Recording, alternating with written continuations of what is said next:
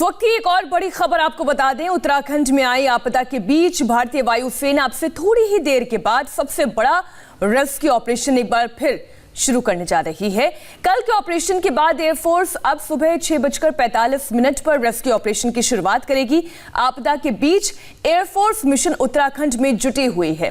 देहरादून की जॉलीग्रांट एयरपोर्ट से लेकर जोशीमठ तक एयरफोर्स के विमान तैनात हैं। इसमें C-17 Globemaster, C-130J super Hercules विमान, Mi-17 हेलीकॉप्टर के साथ ही एडवांस लाइट हेलीकॉप्टर भी तैनात किए गए हैं।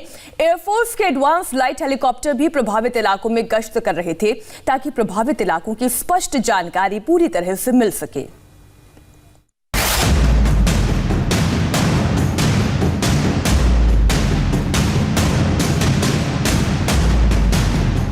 जितनी बड़ी तबाही उतना ही बड़ा ऑपरेशन,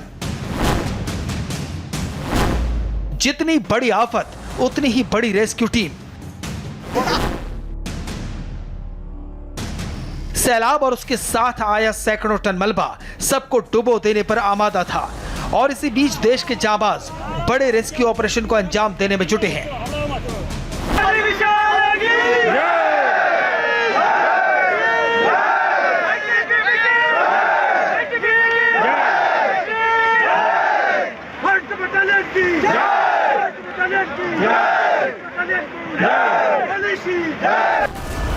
रात का अंधेरा छंटते ही इंसानी जानों को बचाने का सबसे बड़ा मिशन शुरू हो चुका है। रविवार को सुबह 10:30 बजे विकराल जल तांडव ने तबाही मचाई। तब से लेकर अब तक रूह कपा देने वाली इस तस्वीर के बीच लोग जुटे हैं, जान जोखिम में डालकर लोगों की जान बचाने में जुटे हैं। ये तस्वीरें गवाह हैं उस जल प्रलय की जिसके सामने बड़े बड़े पुल और डैम तिनके की तरह बिखर गए। इस सैलाब के सामने जो कुछ भी आया सब उसी में समा गया।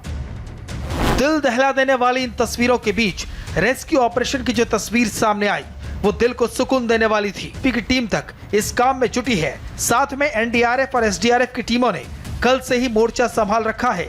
रूह कपा देने वाली इस आपदा में भी देश के जाबाज किसी देवदूत की तरह लगातार काम में जुटे हैं। दिन की कौन कहे, रात के अंधेरे में भी तत्परता से ये बचाव का काम करते रहे। जानकारी मिली थी कुछ समय पूर्व कि वहाँ की एक्सटर्नल टनल में कुछ लोग फंसे हुए हैं। उन लोगों को सुरक्षित ITBP के द्वारा निकाल लिया गया है। कुछ अन्य लोगों के भी फंसे होने की जानकारी मिली है जो इंटरनल टनल में फंसे हैं। उनके भी बचाव की कार्रवाई इस समय प्रचलित है। कुछ लोग बहाव के साथ चले गए थे और उनकी बॉडीज वगैरह को कुछ को रिकवर किया गया है।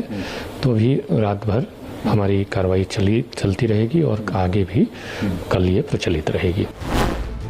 आपदा की खबर मिलते ही दिल्ली से लेकर उत्तराखंड तक प्रभावितों को बचाने की तैयारी शुरू हो चुकी थी। इस काम को अंजाम तक पहुंचाने के लिए इंडियन एयरफोर्स भी पूरी तरह तैयार थी और अब एयरफोर्स भी बड़ा मिशन शुरू कर चुकी है। देखते ही देखते एयरफोर्स के विमान देहरादून के जॉलीग्रांट एयरपोर्ट पर पहुंच गए। इस मिशन में एक C-17 Globemaster, 2 C-130J super Hercules विमान, 3 Mi-17 helicopter, 4 AN-32 transport aircraft, 4 advance light helicopter, 1 Chinook helicopter शामिल है। 12:27 पे और 12:30 बजे तक एयरफोर्स ने अपने एसेंशियली ट्रांसपोर्ट और हेलीकॉप्टर एलिमेंट्स स्टैंड बाई पर डाल दिए थे।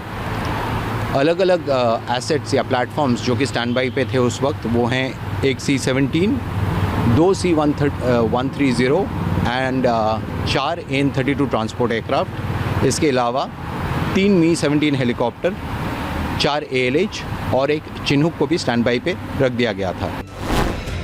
त्रासदी का पता चलते ही एयरफोर्स अपने मिशन में जुट गई। दिल्ली में मौजूद NDRF की टीम को जल्द से जल्द देहरादून पहुंचाया गया। इस काम में एयरफोर्स के C-130J सुपर हर्क्यूलिस विमान को लगाया गया। कई टन जरूरी सामान के साथ ही विमान NDRF की टीम को लेकर देहरादून पहुंचे, जिससे राहत और बचाव कार्य में तेजी लाई गई। आज फिर से एयरफोर्स की टीम राहत और बचाव में जुटी है ताकि प्रभावितों तक हर संभव मदद पहुंचाई जा सके।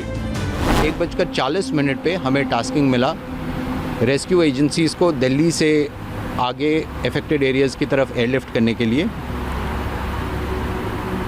ये टोटल पर्सनल और तकरीबन 19 टन या तकरीबन 20 टन के लोड के साथ आज शाम को ही जाके सारा मैन और मटेरियल इन्होंने देहरादून में पोजीशन कर दिया है। इसके अलावा एक स्पेशलाइज्ड नेवल मार्कोस का टीम जिसके साथ 1.5 टन तक का लोड था, इनको भी शाम के 6 बजे तक एयरलिफ्ट करके देहरादून में पहुंचा दिया गया था।